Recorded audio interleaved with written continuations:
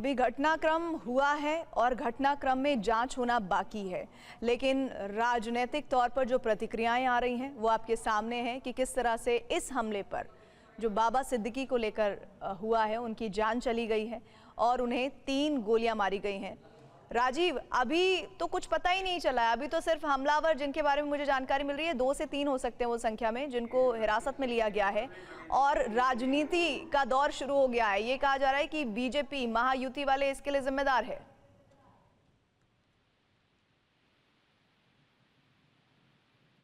राजीव,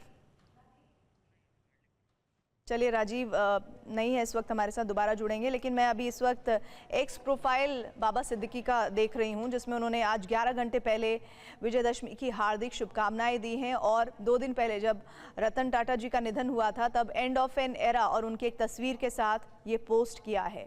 एक ऐसा इंसान जो कनेक्टेड रहता था हर धर्म के लोगों के साथ और सिर्फ राजनीतिक तौर पर ही प्रगाढ़ नहीं था, बल्कि एक ऐसी शख्सियत थे जिनकी अच्छी पैठ थी, अच्छा दबदबा था बॉलीवुड की उन हस्तियों में जिनको आप सिर्फ टीवी पर देखते हैं। उनके बीच उनके साथ एक अच्छा गर्मजोशी भरा रिश्ता उन्होंने लंबे वक्त तक जिया। लेकिन सबसे बड़ी बात ये जो जानकारी आ रही है, जो डराती भी है, महाराष्ट्र में चुनाव भी होने वाले हैं, ऐसे में इतने बड़े नेता की हत्या विजयदशमी के मौके पर, इसका सीधा सीधा मतलब यह है कि लॉ एंड ऑर्डर को लेकर एक बड़ा सवाल भी खड़ा होता है। लेकिन क्या थ्रेट पहले से मिल रहे थे बाबा सिद्दीकी को? क्या किसी तरह का इनपुट परिवार के लोगों ने पुलिस को दिया था कि उन्हें किसी तरह की थ्रेट कॉल्स आ रही हैं?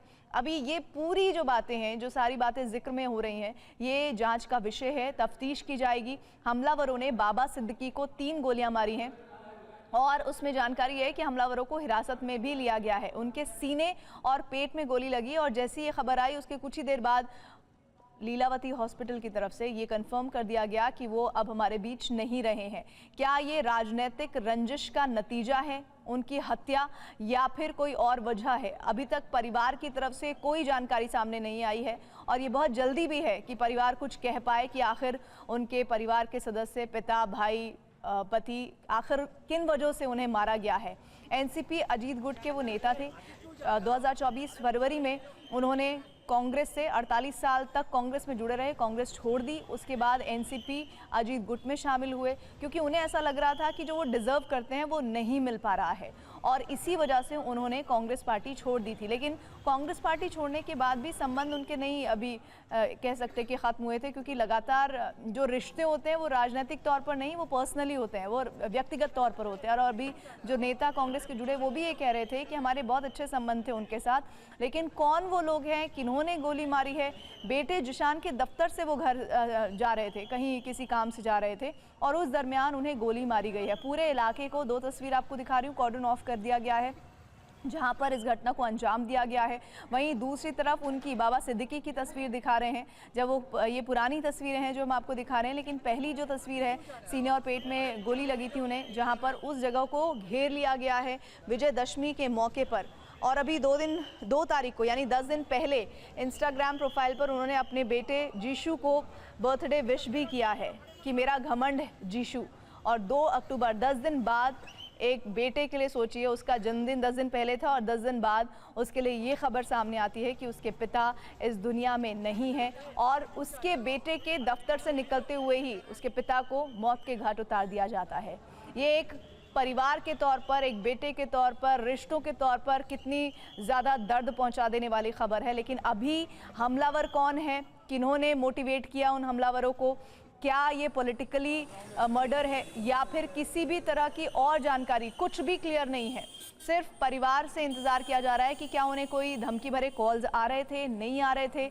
पकड़े गए लोगों के शूटर होने की आशंका जताई जा रही है और वो कंफर्मेशन भी लग रहा है, जिस तरह से ये पूरा हत्याकांड अपनाया गया है, किया गया है, अंजाम दिया गया है, ऐसा लग रहा है कि ये शूटर्स थे, शार्प शूटर्स थे। इन्होंने टारगेटेड अटैक किया, छाती पर गोली मारी है, पेट पर गोली मारी है, 2 से 3 गोलियां लगी हैं उन्हें। 3 गोलियां लगने की जानकारी सामने आ रही है बाबा सिद्दीकी के और सीने और पेट में उनकी गोली लगी है।